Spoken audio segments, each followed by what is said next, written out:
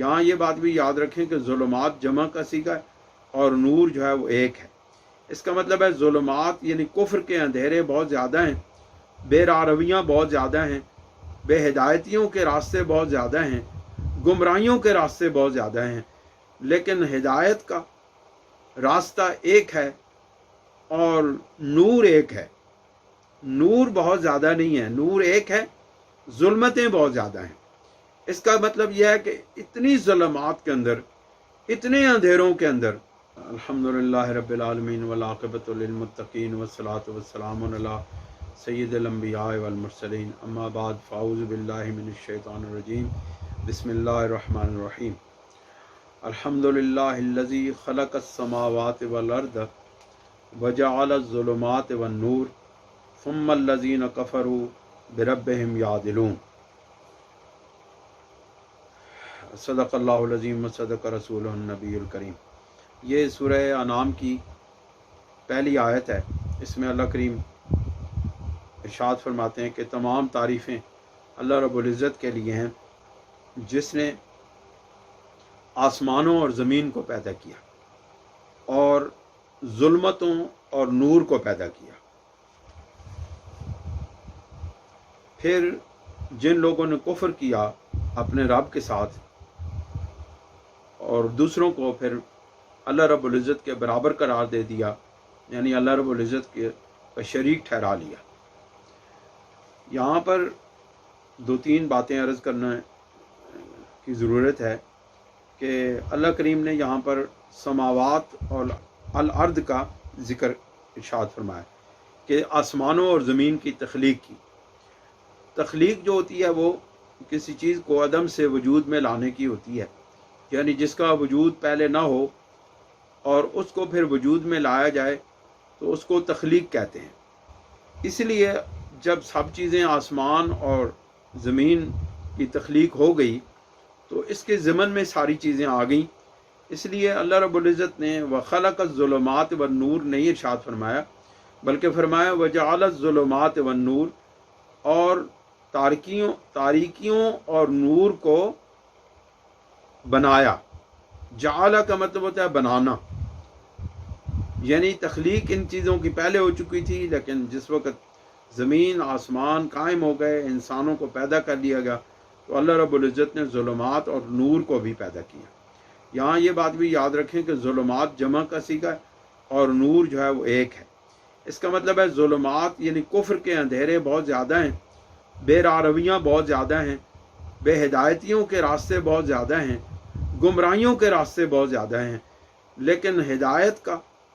रास्ता एक है और नूर एक है। नूर बहुत ज़्यादा नहीं है, नूर एक है, जुल्मतें बहुत ज़्यादा हैं।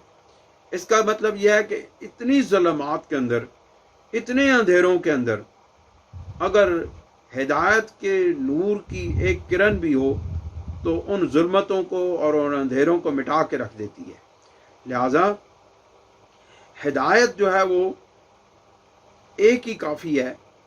और हिदायत होती भी एक जगह से ही है। जगह जगह से, दरवाजे दरवाजे से हिदायत के हर दरवाजे पर हिदायत नहीं मिलती। दरवाज़ा हिदायत का अब क़यामत तक एक ही है, और वो दर मुस्तफ़ा सल्लल्लाहु अलैहि वसल्लम है। जो भी शख्स, जिस शख्स को भी हिदायत मिलनी है क़यामत तक, उसको दर मुस्तफ़ा से ही मिलनी है। और हर वो दरवाज़ा जहाँ से इंसान को हिदायत मिलती है वो दर हकीकत अगरचे वो मुख्तलिफ जगहों पर है,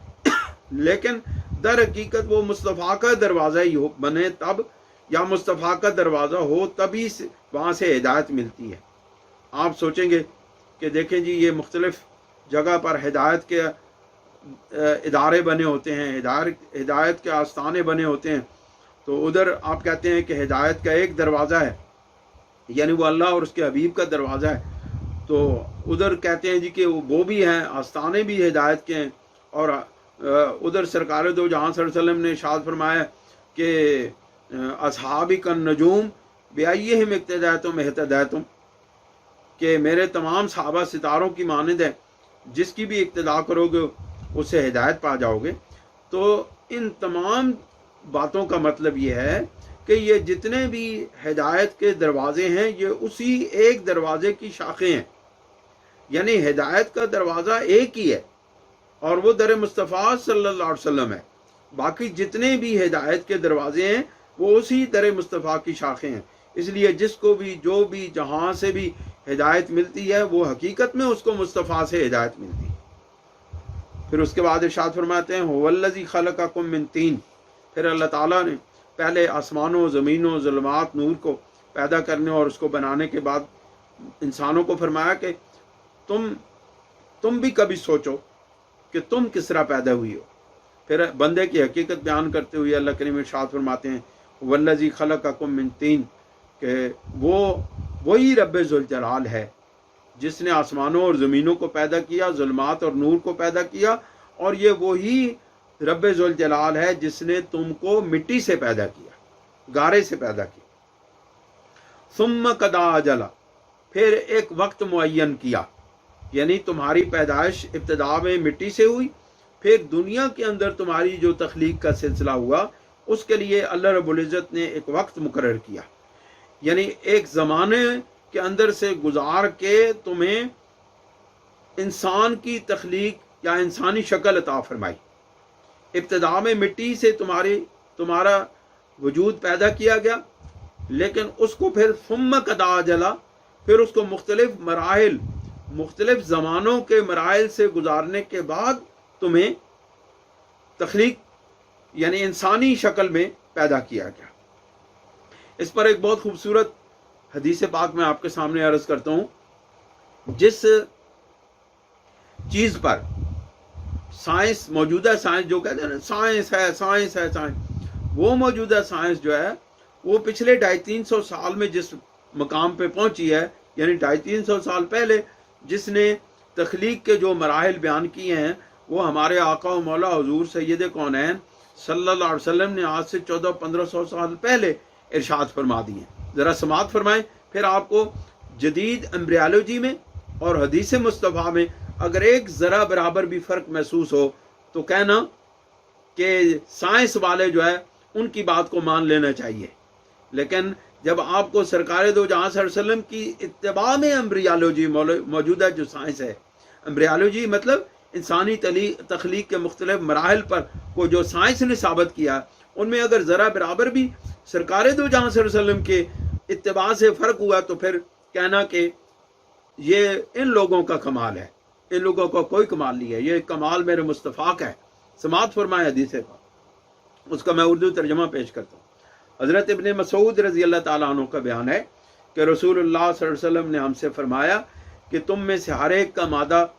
تخلیق ماں کے پیٹ میں 40 دن تک بصورت نطفہ جمع رکھا جاتا ہے، پھر اتنی ہی مدت پھٹکی کی صورت میں رہتا ہے، پھر اتنی ہی مدت بوٹی کی شکل میں رہتا ہے، پھر اللہ اس کے پاس 4 باتوں کا حکم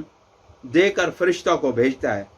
فرشتہ اس کے اچھے برے عمل، میعاد زندگی، رزق اور بدبخت نیک بخت ہونا لکھتا ہے، پھر اس میں روح پھونکی جاتی ہے۔ پس قسم ہے اس ذات کی جس کے سوا کوئی معبود نہیں کہ تم میں سے کچھ لوگ ساری عمر جنت والوں کے کیسے کام کرتے ہیں، یہاں تک کہ ان کے اور جنت کے درمیان صرف آدھے گز کا فاصلہ رہ جاتا ہے کہ کتاب کا لکھا آگے آتا ہے اور وہ دوزخیوں جیسا عمل کرنا شروع کر دیتا ہے اور دوزخ میں چلے جاتے ہیں، اور کچھ لوگ ساری عمر دوزخیوں کے سے کام کرتے ہیں یہاں تک کہ ان کے اور دوزخ کے درمیان صرف ایک ہاتھ کا فاصلہ رہ جاتا ہے کہ اللہ کی تحریر سامنے آتی ہے اور وہ جنت والوں جیسے عمل کرتے ہیں اور جنت میں چلے جاتے ہیں۔ یہ متفقن علیہ حدیث ہے، اور اس کے اوپر جتنے بھی یعنی مراحل تخلیق کے